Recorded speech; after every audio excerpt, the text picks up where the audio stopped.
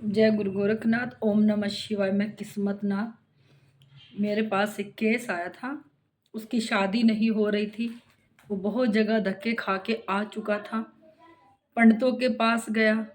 किसी ने कहा तेरा मंगल भारी है, किसी ने कहा तेरा शनि भारी है, किसी ने कहा तुझे मांगलिक दोष है, किसी ने कुछ कहा, किसी ने कुछ कहा। पर वो सब कुछ करता चला गया, पर उसका काम कहीं भी नहीं बना। फिर उसको कहीं से हाँ धाम के बारे में पता लगा कि मैं शिव धाम में जाके अपना इलाज करवाता हूँ, उन्हीं से जाके पूछता हूँ क्या प्रॉब्लम है क्या नहीं।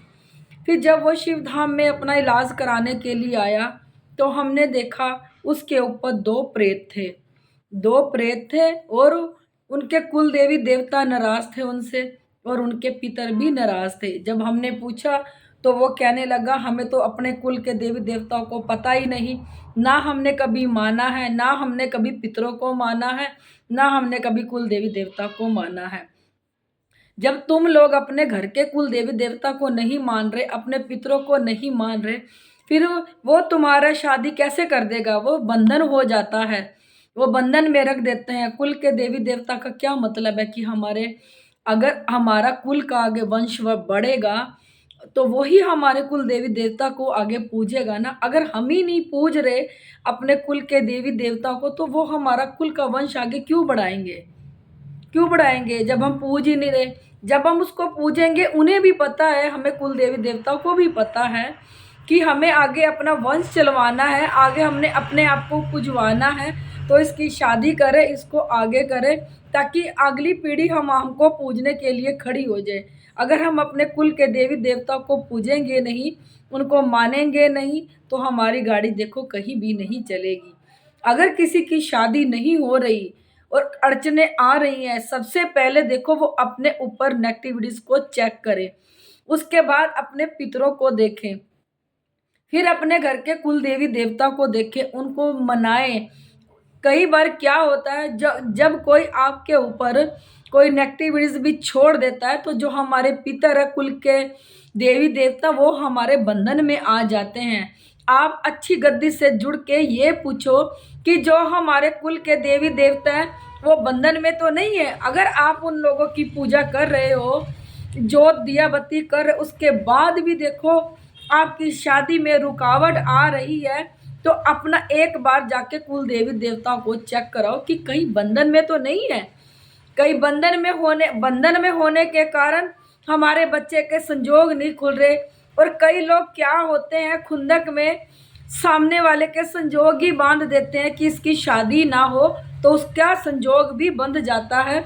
अपना चेक कराओ कि हमारा संजोग तो नहीं बंधा हुआ। अच्छी गद्दी से जुड़ो, उस समय समय पे अपनी चेकिंग कराओ।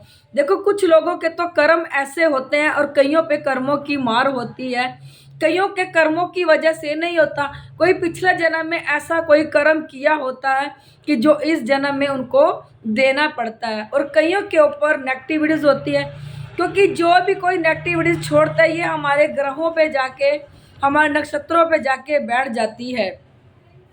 इसकी वजह से हमारे जो शादी का संजोग है वो नहीं खुलता। अगर हम पंडितों के पास भी जाएंगे वो हमें कभी कुछ बता देंगे, कभी कुछ बता देंगे।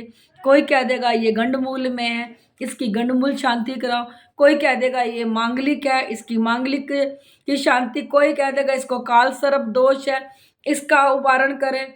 देखिए एक बारी जाके अच्छी गद्दी पे जुड़ के अपने बच्चे की नेगेटिविटीज को चेक कराएं, अपने घर के कुल देवी देवताओं को देखें, ये भी देखें कि किसी ने हमारे बच्चे का बंधन तो नहीं बांध रखा, क्योंकि बंधन बंधने पे भी कईयों की शादी नहीं होती।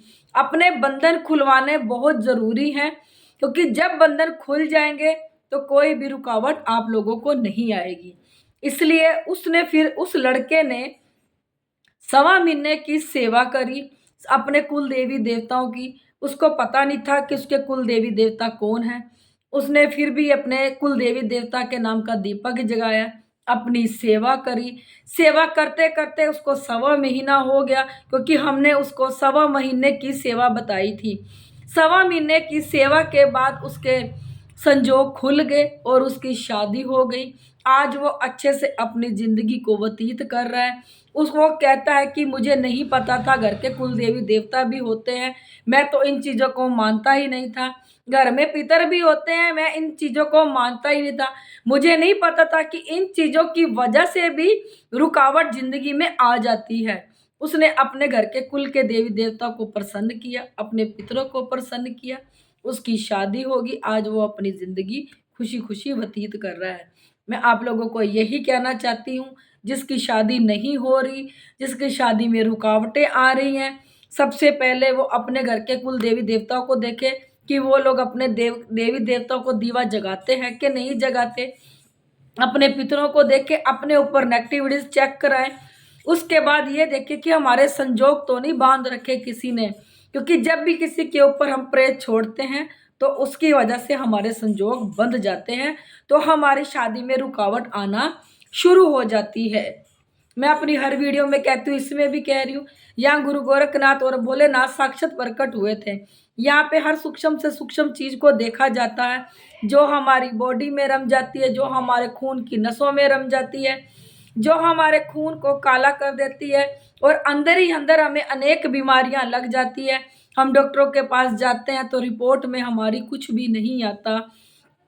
कभी डॉक्टर कहते हैं ये चेकअप करा लो, कभी वो करा लो।